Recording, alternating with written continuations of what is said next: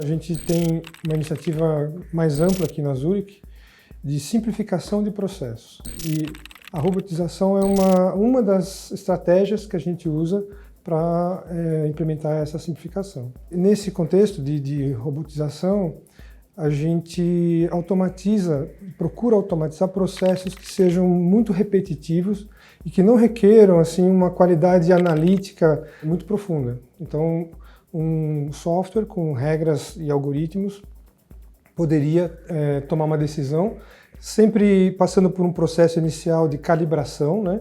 Uma pessoa, um ser humano sempre valida os primeiros casos, os primeiros testes que a gente passa, e aí depois ele assume, né, essa decisão. Então, os casos que a gente aqui teve mais sucesso em automatizar tem a ver com autorização de pagamento de sinistros para celulares. Então, a gente tem uma gama grande de seguros para celulares, roubo e furto, danos e acidentes, então, garantia estendida. Então, a gente submete esses casos de sinistros, né? Sinistros em seguros, quer dizer, ocorrências que o consumidor tenha, para que o robô nada mais é também que um software, não é uma máquina, não é aquela figura que a gente imagina, que possui um algoritmo bastante acurado de tomada de decisão. Então foram esses, a gente tem robôs em várias áreas da companhia, mas particularmente esses de pagamento de sinistros para celulares, onde a gente teve maior êxito. Para esses casos muito simples, mas que tem um volume grande, você pode facilmente substituir por um robô. Aqui na Zurich tem um processo de gestão de pessoas bastante efetivo, onde há um plano de desenvolvimento de carreira, um plano de capacitação para cada pessoa. Então, o gestor tem muito claro qual é o perfil, qual é o potencial do seu colaborador, né? E quando a gente passa por um processo desse de substituição de tarefa realizada por pessoas passando para um robô, para um software, o gestor já tem ideia de potencial e de perfil específico daquele profissional. Junto disso, a gente tem um plano de capacitação. Então, essas pessoas que têm um certo talento já e até uma certa capacitação pronta por formação de faculdade, por cursos avulsos que a própria pessoa tenha, a gente direciona então para áreas afins. Então, vou dar um exemplo. Nesse caso de pagamentos de sinistros, né?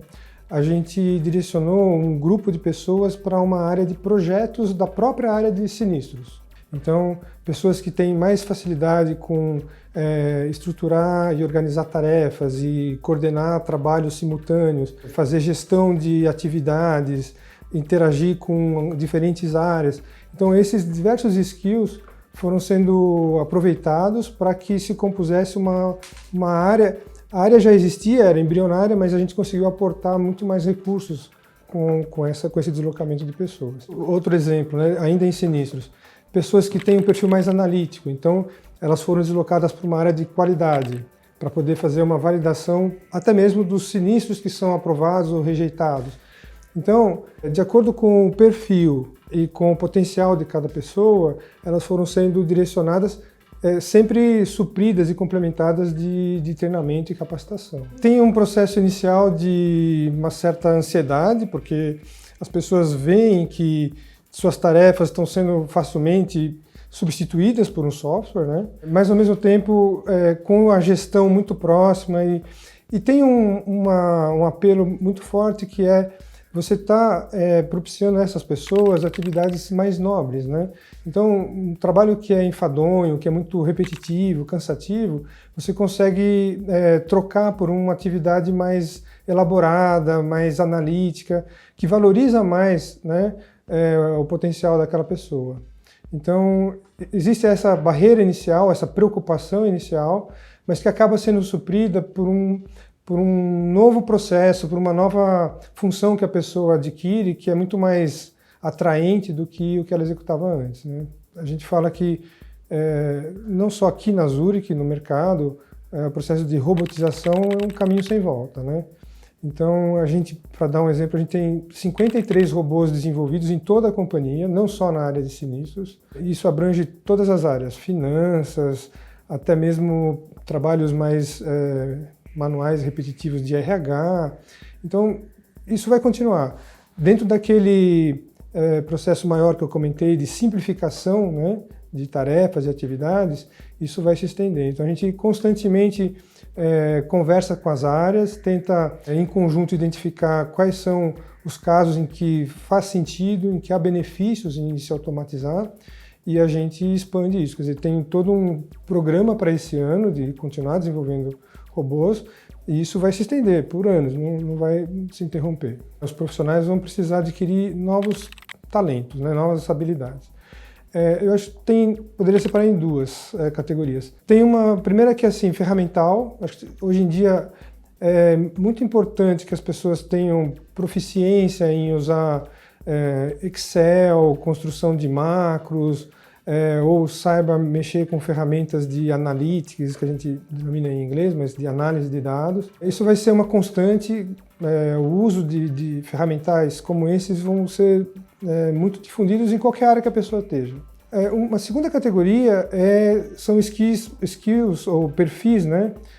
Competências mais qualitativas. Então, pensamento analítico, raciocínio lógico, visão sistêmica, são qualidades que as pessoas, os novos profissionais vão precisar trazer.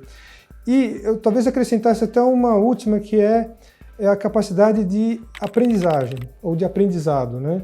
Porque a gente tem já pesquisas que falam que muitas das profissões que hoje são formais, estão nas universidades, vão preparar pessoas para um mercado que não existirá. Então, assim, as profissões convencionais vão se modificar, vão se transformar. Então, a pessoa tem que estar pronta a aprender novos trabalhos, novas qualidades para poderem atuar num mercado que vai estar em constante transformação. O principal desafio é as empresas se modelarem a uma necessidade muito flexível do consumidor de hoje, né? Então, se fala muito dos millennials, das gerações mais novas. Eles têm uma particularidade que é o uso intensivo e quase que natural, espontâneo de tecnologia.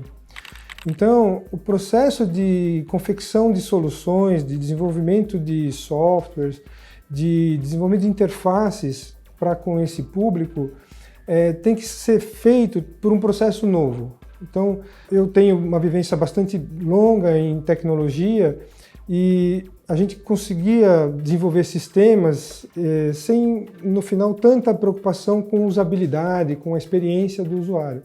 Hoje em dia, essas disciplinas, né, são essenciais para o êxito de qualquer produto, serviço que você lance no mundo digital. Então, eu acho que essa transformação vai fazer com que... Isso já acontece muito com as startups. As startups têm um modelo de desenvolvimento que é fazendo design thinking, que é observando o comportamento do usuário, aprofundando a experiência de uso, a usabilidade das soluções. Então, eu acho que essas disciplinas vão ser cada vez mais exigidas para que se desenvolvam, para que se entreguem, né, produtos para um público, para uma geração que tem outra experiência de uso, de interação novamente com os seus sistemas da empresa e tudo mais. Então, esse desafio vem com uma nova forma de você compreender e desenhar soluções para um novo público.